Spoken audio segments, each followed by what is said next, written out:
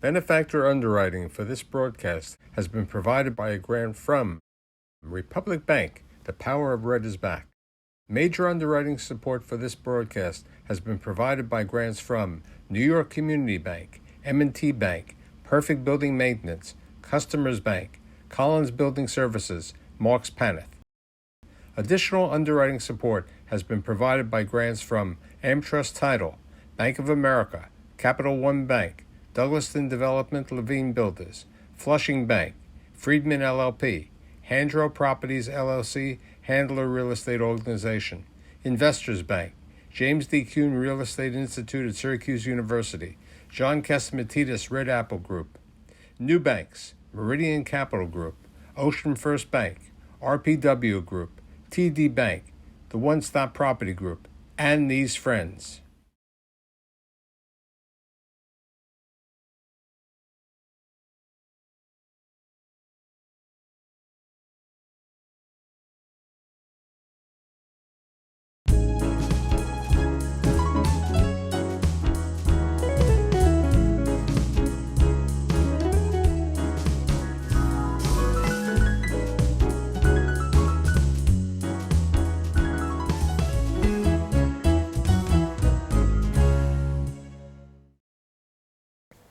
As I enter the 18th season of Building New York Stories, I've had a variety of interesting people, and many of the people have a certain characteristic about them.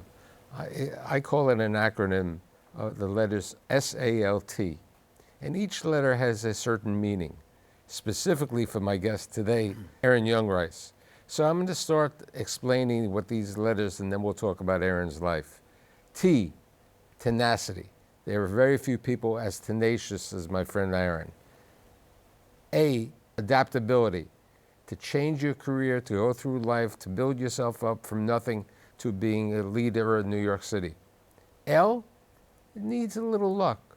Good luck, some of it's made for you, some of it you make your own luck. And S, seizing the opportunity. And there are few people who don't seize the opportunity like Aaron Youngrice. Aaron Youngrice is the founder and CEO of Rosewood Realty. Thanks for being here today. Thank you. So let's talk a bit, because it's a really interesting story about your parents and your grandparents. Let's start on your father's side. Okay, so my father came to America, but before he did, he was born in Szeged, Hungary. Him, his brother, and his very famous sister, Rebbitzin Esther Youngrice, had two parents, my grandfather and grandmother, Rabbi Abraham Youngrice and Miriam Youngrice, and they were on the Kastner train. Very few people would know about the Kastner train. Explain the Kastner train. Okay, so the Kastner train was a train that held 1,685 Jews that Eichmann was bargaining with the Swiss government. He needed $5 million to continue the war, so they traded these 1,685 Jews. At first they put them in Bergen-Belsen, and once the money came in, they transported them out. So there was a time when they were in Bergen-Belsen. It was the Satmar Rebbe, it was my father, his siblings, my grandparents. So, okay, they were in Bergen-Belsen, what happened? They got on a train? Yeah, there was a train that was specifically, it was called the Kastner train because Rezo Kastner was the gentleman who was in charge of saving these Jews, and part of it was highly protected rabbis, rich people. It was controversial because he couldn't save everyone, so he picked certain people to be on that train. And I think I read it was like $1,600, which would be about $23,000 a person today? Correct. And today, that $5 million would probably be $100 million. So do you have any idea how your grandfather was saved? How he was selected to be saved? Yes, his sister, Elsa, my great aunt, who has since passed away, worked in an orphanage. And she was 18 years old. At that time, for a girl in a yeshiva home to leave the house was rare, but she worked in an orphanage, and she worked next door to Mr. Kastner, and she became friends with him. And she implored him to put those 5 people on the list, which were... So the 5 people were put on the list. What about the financial requirements? How they get the financial requirements? I don't know how they came up with the money. I'm not Right. sure. I don't even know if they did trade money because I know they never had money. I mean, my parents, Right. even in America, never had I mean, they were- financial correct. success. So they came over. So let's continue on. You were talking about the cast. So tell me about how your parents and your mother was born here, but how your father and his. Well, no, my mother was actually born in Prague. And my mother's father also had a terrible story, which was typical. He had a wife and 4 kids who were killed. He then married his wife's younger sister. Her name was Risey. That was my grandmother, Rose, hence the name Rosewood. She was hiding in a chimney for months, and then he married her, and they moved after the war back to Prague, where they had my mother, Goldie. Okay, so when does your mother and your father come to America? I think my mother came in 49 because they went to Vienna, had a second child, and then moved to America. My father came in 48. They were in a DP camp for 3 years in Switzerland. And so my father and, again, my aunt and my uncle, who is still alive today, and of course my grandparents, arrived in America, I think in Norfolk, Virginia first, and then they traveled to Brooklyn. So how they end up in Brooklyn? Is this because of the community or? No, because they had my grandmother had a brother, Laser Cohen was his name, who had a shul in East Flatbush. And he married his niece. And this is what happened, Holocaust times. He married his niece. And so they had a shul, and they settled with them. And then a few months later, my grandfather opened up his own shul in East Flatbush. Your grandfather? Yes. Okay. So, and your grandfather's children were who? We're Rabbi Jacob Youngrice, Okay. who is still alive today, still lecturing. He's 89. Rebbitzin Esther Youngrice, she's a very famous, internationally known speaker who passed away some years ago. And then my father, Benjamin Youngrice, Rabbi Benjamin Youngrice, who passed away 2 years ago. He was a rabbi in Canarsie. Okay, so let's talk about you growing up in Canarsie, your early life. Yeah. Tell me about it. Great neighborhood. It was Jews and Italians. Played stickball, played basketball. You went to yeshiva? Yeah, I went to yeshiva. I took the city bus to yeshiva or the school bus, and I had a lot of friends in Canarsie. And it was great. It was a great childhood. We didn't know what we didn't have. Everyone had the same house. So you could have someone with a Cadillac and someone without a car, but we all had the same house. So that was a big part of growing up, not realizing if you're poor or you're rich. Now, were the families involved with a specific synagogue or? No, there were many synagogues. My father had a synagogue which was in the yeshiva which my family operated. They had the only yeshiva in Canarsie. It was a co-ed school. I only went there till first grade. Then my parents sent me to all boys yeshiva. Where did you go for the yeshiva? Torah Vodaas In Brooklyn. in Brooklyn. And then? I was there for 12 years. Oh, so you spent 12 years. 12 years in Torah Vodaas. First grade, elementary school, high school, 9th to 12th grade. And then I went to Ner Israel in Baltimore. Okay, we'll get to Ner Israel and Baltimore. I think we have a picture of you went to the bungalows?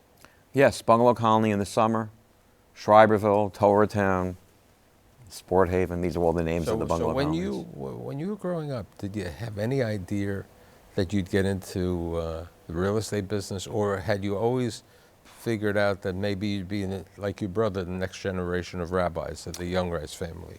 I didn't think I would be a rabbi. I did want to make money even when I was young. Then for a brief period of time, I thought maybe I could be a rabbi and change the world that way. But that didn't work out. I went to Ner Israel, and it didn't really grab me to do that. But I knew I wanted to do something, whether I was going to be a rabbi, a leader, or if I could, succeed in whatever business. I mean, many people go to Lakewood or different. How do you decide on going to Baltimore? So I couldn't go to Israel after high school, and I wanted to go to a place that allows college. Not some of these yeshivas would only allow you to study in the Talmud all day, in the sanctuary, but I wanted to do both. I wanted to do studying in the day and then college at night. So Ner Israel allowed that. Now, before that, were you working at the nursing homes? No, that was right after. Right after I left Baltimore, I Okay, needed so to. how old are you when you leave Baltimore? 19. So you're 19 years of age, and in Baltimore you went a couple semesters at University of Maryland. right? Correct. Okay. So now you come back to New York, okay, to the Ner Yeshiva. And at the Ner Yeshiva, you then, let's talk about the Saturday work, the walking to the nursing home, to daven and all this. Right. So actually, I left Ner Yisrael Yeshiva, and I went to a yeshiva called Ar HaChaim. I was 19, and I needed to make extra money, and I knew how to read the Torah, and I knew how to speak, and I knew, how to daven and do all that type of stuff because I saw my father doing it for many years, and it's a talent that most people can't do, especially today. So I went to the old age home. There was a Orthodox synagogue in the old age home, and I would sleep there. And the old age home was where? On Emmons and Bragg Street in Sheepshead Bay. So you go there before Shabbos on Friday night. Yes. And you would daven, you'd run the services over there. Yeah, and then wake up there in the morning, conduct the services. And I was also the mashgiach in the kitchen. I would check to make sure everything was kosher. Sometimes I would sleep in Canarsie and walk. If I did that, it was a very long walk. It was like 17 miles because it was like 4.4 miles each way. I didn't always do that. And how did you decide to go to Toro? Well, it was a school, again, that allowed going to yeshiva in the day. So Ar HaChaim was actually a yeshiva run by the Lander family. And, the Lander family also ran Toro. So it was a good counterpart. It was easy, frankly. Very low barrier to entry to get in. They took yeshiva credit, so I graduated in 2 years. A business bachelor's or Political science. political science? So certain people don't realize that you even decided to go to law school for a period of time. Right. I went to law school. At Toro Law. At Toro Law for a year. I did not like it. And the tuition was expensive, so I just said I'm done after a year. So here you are, okay, you have a degree, you have a lot of experience rabbinically, but not business-wise. What happens over there? Is it the Jewish Press advertising job? Yes. No, what is the Jewish Press, basically? It's a Orthodox publication that's given out once a week, and my cousin Shimon Golding, may he rest in peace, worked there, and I worked there for a few months selling advertising space. Okay, so the ad space, you were in ad space. Yeah. But I always liked talking to people. Now, if I remember, they were near the Gowanus? Yes, they were on 3rd Street and 3rd Avenue. 3rd That's Street right. and 3rd Avenue. Yeah. Okay, so were you married to Ruthie at No, this time? I was single. So you were single, you're what? I was on the hunt. Okay, but you're 21 at this time. I'm 22 now. You're 22. I'm Okay. 22. Selling ads for the Jewish Press, okay. So what comes next? Leaving the Jewish Press or marrying Ruthie? Going out with Ruthie. So tell me the story about how... I was set up with Ruthie, and on my first conversation, she had heard from the shadchan, right, the matchmaker, that I was in law school, which I wasn't. And I told her I dropped out. She couldn't believe it. And I said, I'm selling ad space for the Jewish Press. It was a 2-hour conversation. She still liked me on the phone. And then we went out for 11 weeks, which is, sort of what we did then. And we got engaged. In that time, I left the Jewish Press. While we were going out, I left the Jewish Press and I started working at New York Life. Okay, so here is the ad salesman, the rabbinical ad salesman, I'll call you, and you get a job at New York Life selling life insurance. Mm-hmm. What do you know about life insurance, and how was the desire to get involved with life insurance? I didn't. I have a great uncle. His name is Beryl Schmuckler. He worked at the New York Life office on the Empire State Building, and he told me it would be a great idea. I happen to love him to this day, and I loved working with him. And again, I liked connecting with people and selling. I didn't like pushing my friends and family to buy life insurance. That was hard for me to do. So how long did you do the life? I was there about 8 months. And while I was selling, I was trying to sell Alan Gross, who ran a company formerly Gelt Funding. It was then called GFI. I was trying to sell him insurance. He was my cousin through marriage. Ruthie's side? No, my mother's side. It's the Rousman side of the family. Okay, Alan's very successful. He was always dynamic. He still is dynamic. How do you decide that you wanted to go to work for GFI, or at that time, I think it may have been called Gelt Funding at that time? No, it was GFI. I think Alan suggested it. He was doing a training program for brokers for that summer, and I think I had sat with him in June, and I thought it was a great idea. They offered me $500 a week to cold call, which As a drawer or a salary? as a salary. That's a salary. I couldn't believe it. Coupled with the 180 I was making on Shabbos, Right. right? To walk, and then with the 20 bucks an hour I was getting tutoring people in Talmud, I was like getting 800 bucks a week. And my wife was getting 25,000 as an accountant, so I thought this is pretty good.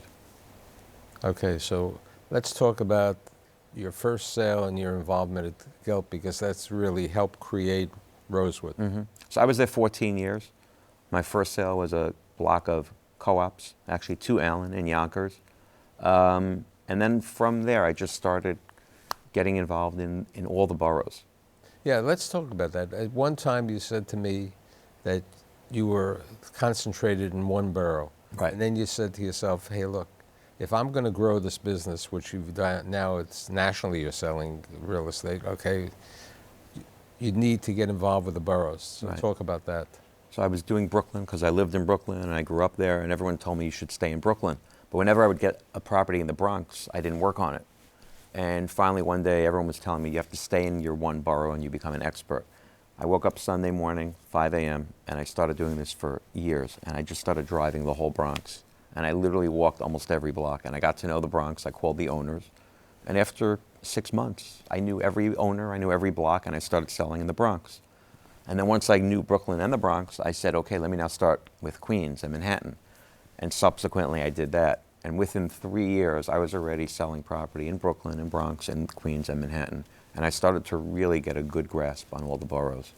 It was the Fannie Mae portfolio, Freddie Mac, Fannie Mae. Yeah, so Freddie Mac actually, the first couple of years, they had a guy, Joel Silver, who worked with me at GFI later.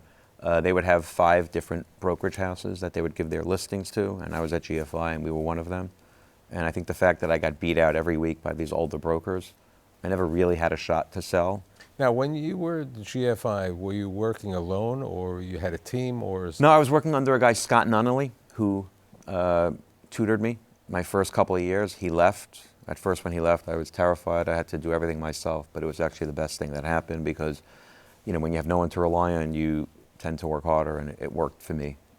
So when do you make the decision that you're saying, fine, I have a good relationship at GFI, I'm making a good living, I get along well with Alan, okay, you're married at this time, you have a couple of kids at this time. You say, it's time for me to create Rosewood. What was the impetus to do this? I think part of it was I was 37. Part of it was I had hired my cousin, David Berger.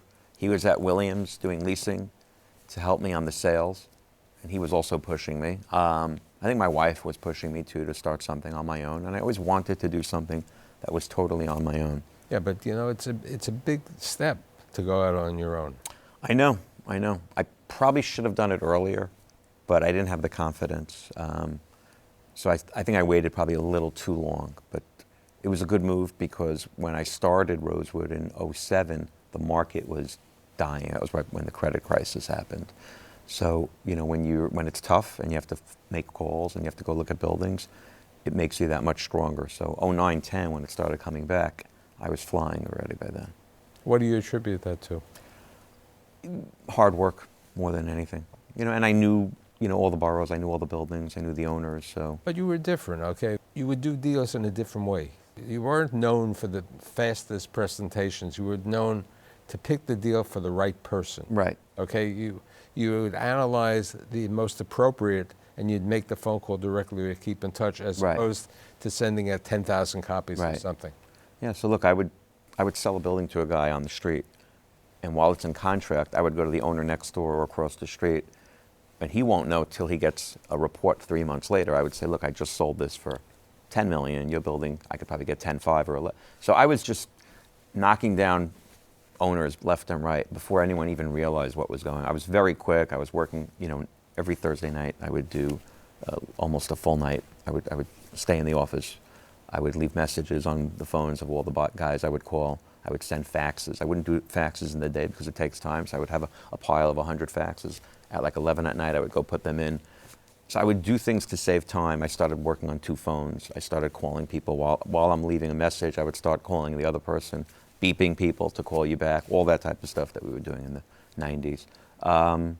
And Yeah, I knew what people wanted. I would call people and I would listen to exactly what they wanted. If they wanted a 1940 construction, if they liked recessed radiation, I wouldn't give them a building that was built in 26. I would give them that 37 to 41 vintage. So I was very target specific with all the buyers I dealt with.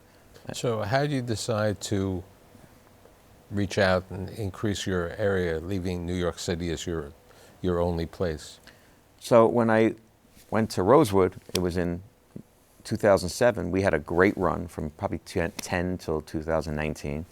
And then the rent laws happened. And that, for 6 months, I was broken. I was so upset about what was going on. I was trying to push all my deals to the finish line. It was very tough. Some guys were dropping deals. Some guys didn't want to move ahead. They didn't want to buy.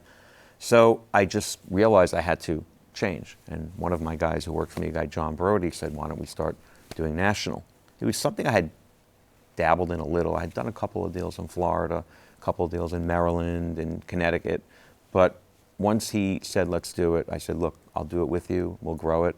I didn't think it would grow to where it is today, where we're actually doing close to $2 billion a year in national sales. I'm selling deals in Kentucky and Tennessee and Alabama and Florida and Texas. So how do you go visit the sites? What's the normal approach for these national deals? I mean, you're based in Manhattan on 29th Street. Right. So Connecticut, I'll drive to.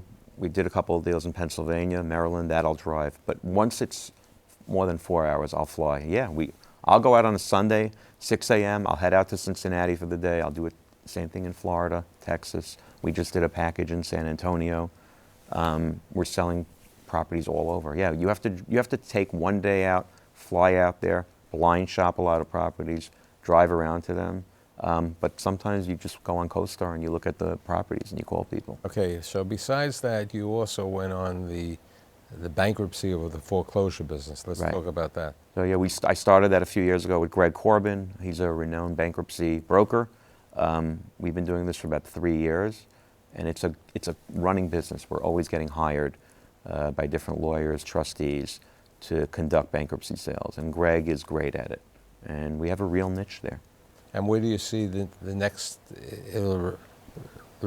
change for Rosewood over the next couple of years? I think I'm going to start doing affordable housing sales nationally. I'm going to be doing nursing homes because the nursing home business Because you were in the nursing home business originally. that too. Okay. That too. You- Right. You gained insight on that. Right, that's true. But the nursing home business, I think, is very lucrative. It's a very small cadre of owners, and I know a lot of them anyway. So, Now, I think I read in one of the publications, did you enter an agreement with Greystone? yes, so we have a correspondent agreement with them.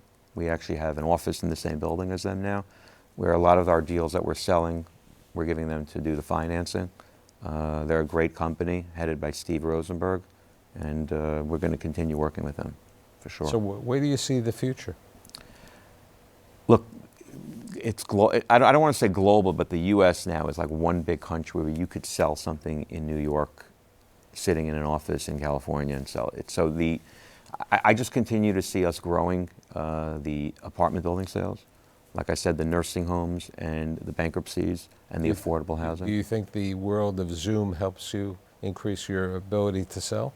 It does. Yeah, because sometimes you're facing someone and you're talking to them and they see the actual face. Right, but I That think helps. the face-to-face is more important. I think that's Yes. the most important Right. venue.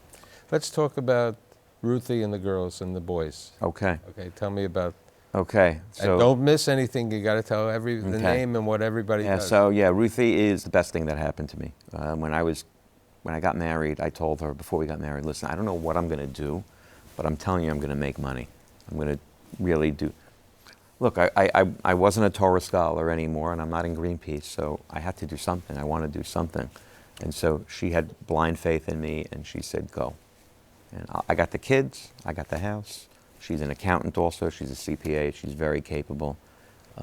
She looks great, but inside is even better. So tell me about each. You have 4 girls. I want to hear about the 4 girls and the Okay. son-in-laws and the grandchildren. First girl is Esty. Esty married. Esty's how old now? She's 27. Okay. She has 2 kids. One is Benjamin, named after my father, Benjamin Youngrice, Rabbi Benjamin Youngrice. And then she has a daughter, Elizabeth, And her husband, Adam Goodstein, works at Lightstone. and Okay. he's great. So that's one son, Yeah. one daughter. Next one. Second one is Guile. She's 25. She lives on the Upper West Side. She married a gentleman named Duvy Wilds. Duvy currently works at Rosewood as a broker in my national division. Okay. The third one. Third one She's is getting married soon. Michal, getting married August 28th.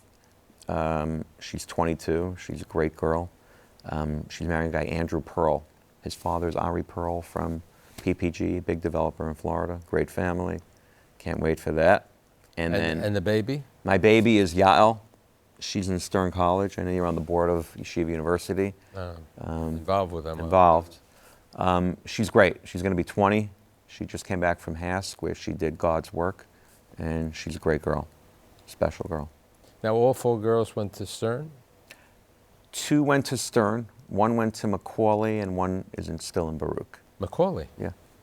Esty. Uh, Esty that's went the to honors Macaulay. school. Yeah, they're all smart.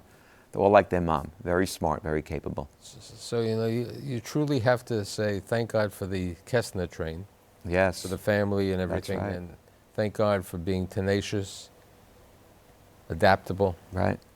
a little lucky, Yes. and always seizing the Are opportunity. we done already? Yep. Wow. Thank you very much for being here. Okay. Thank you. Thank you. Wow.